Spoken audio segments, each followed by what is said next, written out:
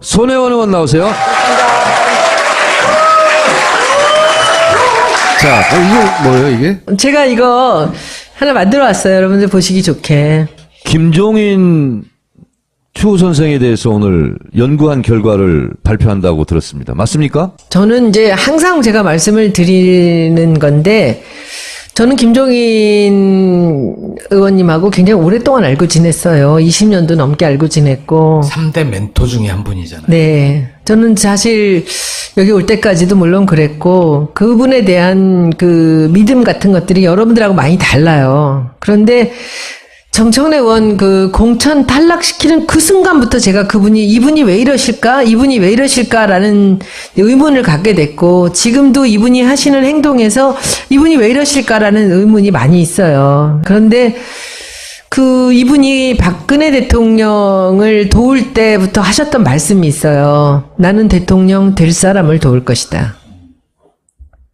근데 그 얘기는 나쁜 쪽으로만 들을 수 없는 것이, 이제 연세가 많으시고 그러니까 내가 준비했던 이 경제 민주화나 그리고 통일 이후의 한국의 경제 이런 부분들을 연구를 많이 하셨는데, 그것들을 써야 되는데, 이 나라를 경영하는 데 써야 되는데 대통령을 도우면 그 대통령이 나한테 그 일을 시키지 않겠는가 라는 생각을 하신 거죠. 그게 얼마나 바보 같은 생각입니까? 근데 노무현 대통령 때도 필요할 때는 와서 도와달라 그래서 뭐 만들어드리고 이렇게 했는데, 되고 나서는 다 등을 돌리더라. 근데 그때 제가 김종인 박사님한테 그 얘기를 들을 때는 그 사람들이 나쁘구나 라고 생각을 했는데, 이제 박근혜 대통령까지도 돌렸을 때만 해도 이분이 많은 그 선거에서 도움을 드렸는데 이렇게 등을 돌리는구나 했었는데, 제가 들어와서 문 대표님한테서 이 당권을 넘겨드리고, 그리고는 이제 총선을 준비하는 과정에서 그때 딱 의심을 하기 시작한 거예요. 이분이 왜 이러실까?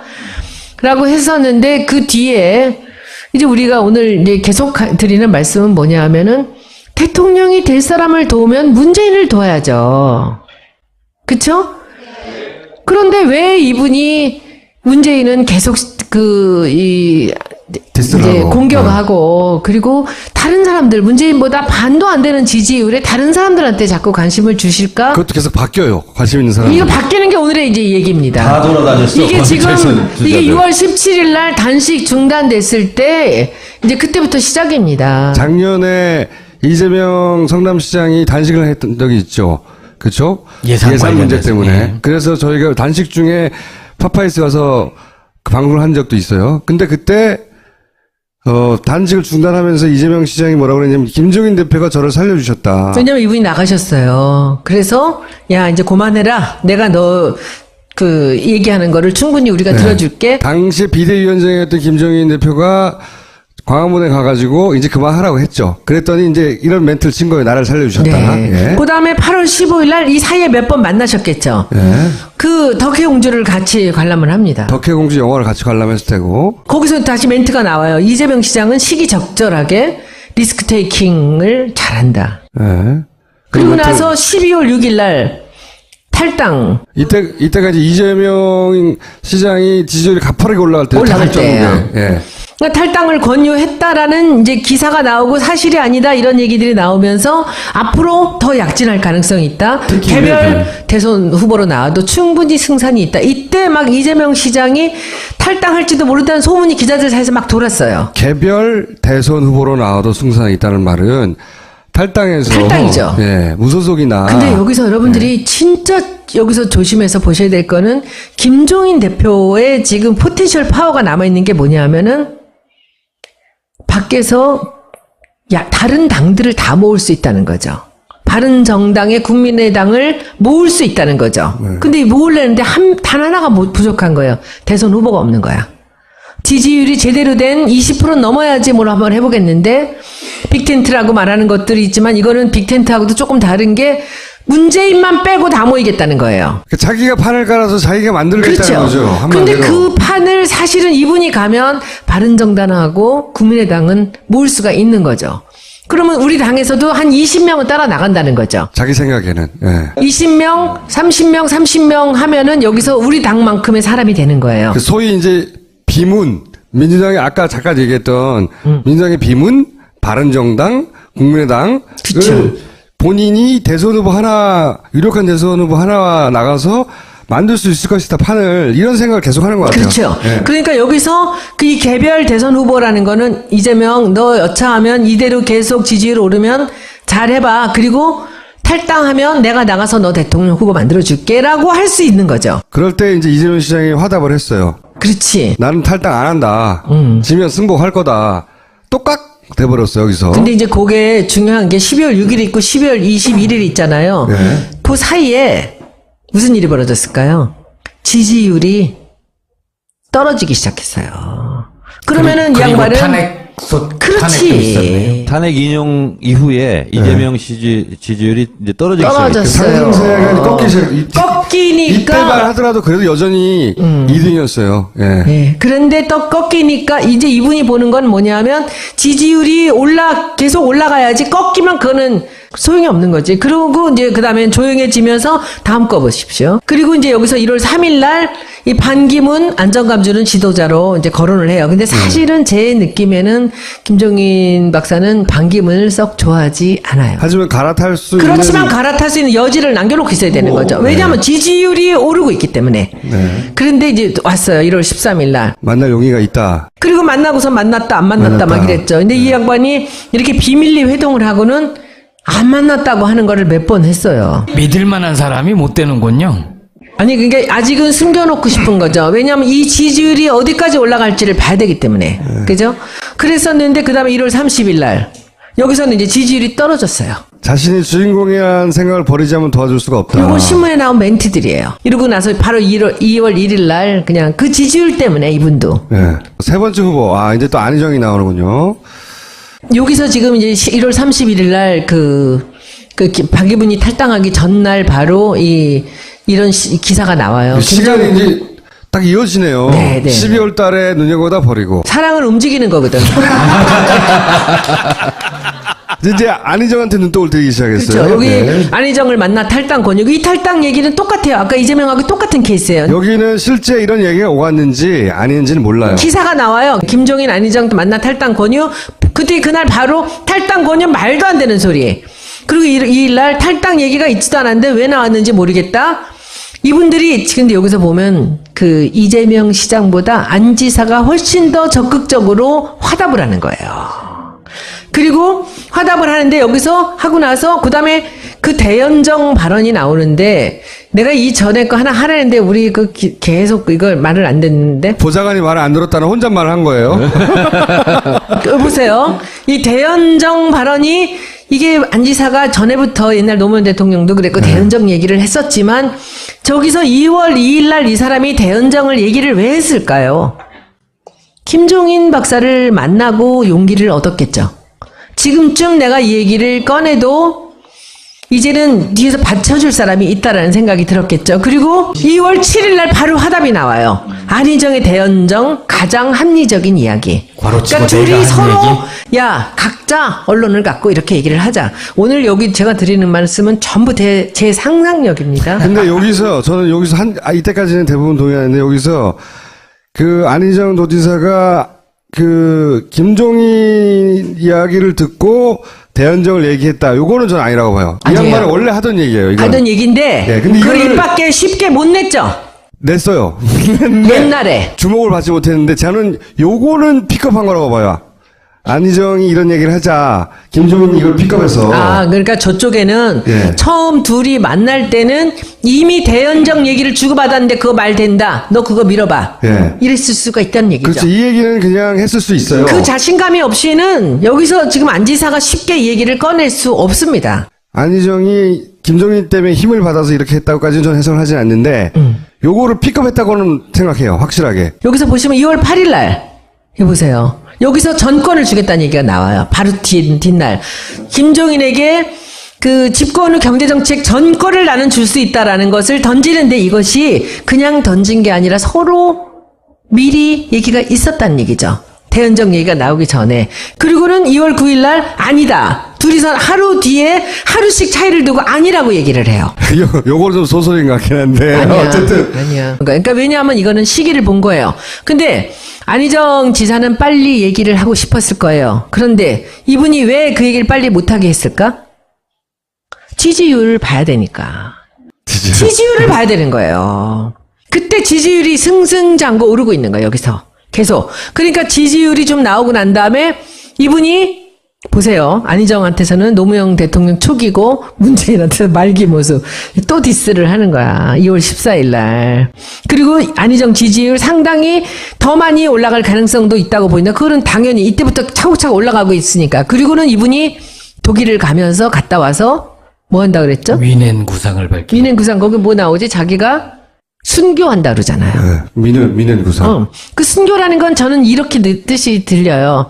내가 대통령을 더 이상 도와주지 않겠다고 만들기에 나서지 않겠다고 했지만 이제 그 순교 얘기는 한 번 더 대통령 만들게 나가겠다라고 얘기를 할 가능성이 있거든요. 그런데 중요한 거는 그 김종인 대표가 계속 개헌 얘기를 하잖아요. 내각제 개헌. 네. 그리고는 지난번에 자기가 만약에 대선에 나간다면 나는 3년 가겠다. 3년만 하고 그때 경제만 살려놓고 그만두겠다라고 얘기를 했죠. 대통령 임기 3년 3년. 단축. 본인이 나가겠다는 말을 한 건 아니었죠, 그때는. 아니 근데 그게 그러니까 본인이 다음 대통령은 3년만 해라. 그게 이제 그래서 본인이 나가겠다는 생각이 많이 들을 때였었어요. 근데 그게 지지율이 안 되는 거죠. 그러니까는 요거는 나중에 편집해 주세요. 얘기할 테니까. 요건 편집해 주셔야 돼. 어떤 기자한테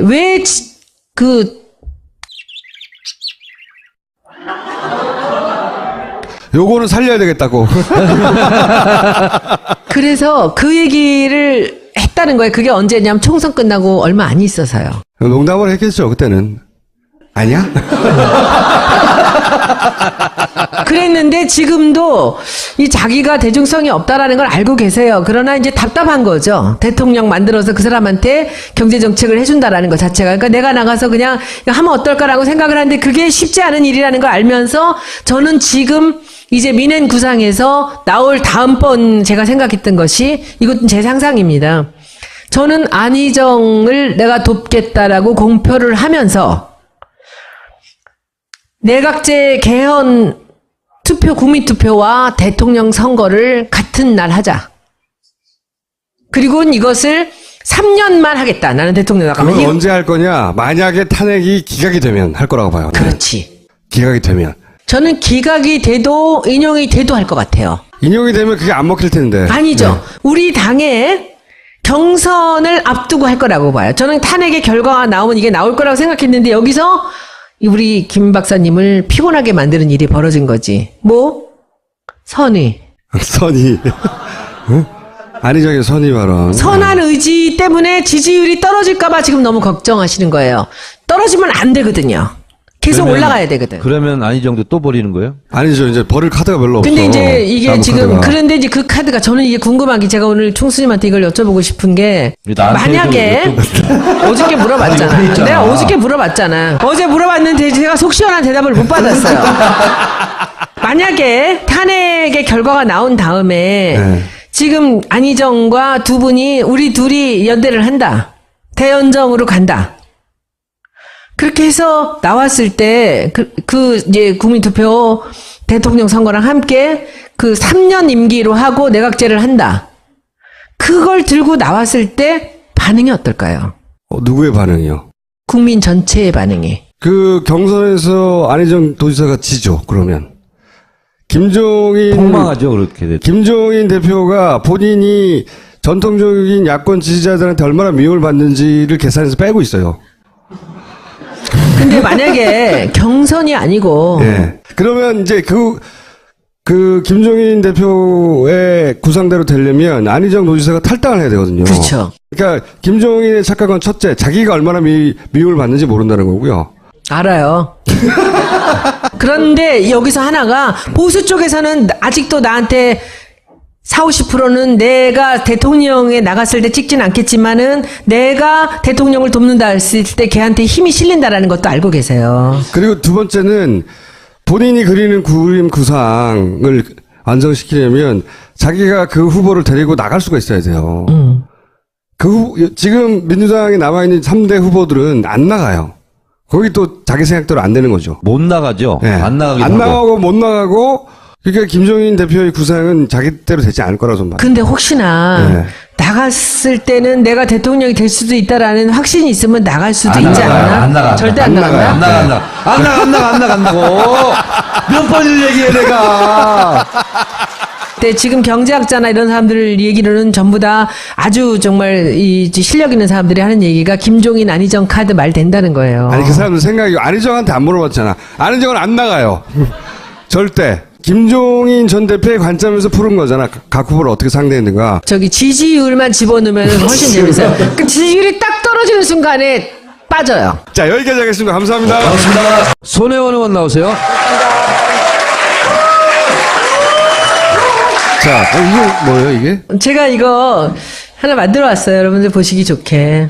김종인 추 선생에 대해서 오늘 연구한 결과를 발표한다고 들었습니다. 맞습니까? 저는 이제 항상 제가 말씀을 드리는 건데, 저는 김종인 의원님하고 굉장히 오랫동안 알고 지냈어요. 20년도 넘게 알고 지냈고. 3대 멘토 중에 한 분이잖아요. 네. 저는 사실 여기 올 때까지도 물론 그랬고, 그분에 대한 그 믿음 같은 것들이 여러분들하고 많이 달라요. 그런데 정청래 의원 그 공천 탈락시키는 그 순간부터 제가 이분이 왜 이러실까라는 의문을 갖게 됐고, 지금도 이분이 하시는 행동에서 이분이 왜 이러실까라는 의문이 많이 있어요. 그런데 이분이 박근혜 대통령을 도울 때부터 하셨던 말씀이 있어요. 나는 대통령 될 사람을 도울 것이다. 근데 그 얘기는 나쁜 쪽 나와요. 이재명 시장은 시기적절하게 리스크 테이킹을 잘한다. 네. 그리고 나서 12월 6일 날 탈당. 이때까지 이재명 시장이 지지율이 가파르게 올라갈 때예요. 예.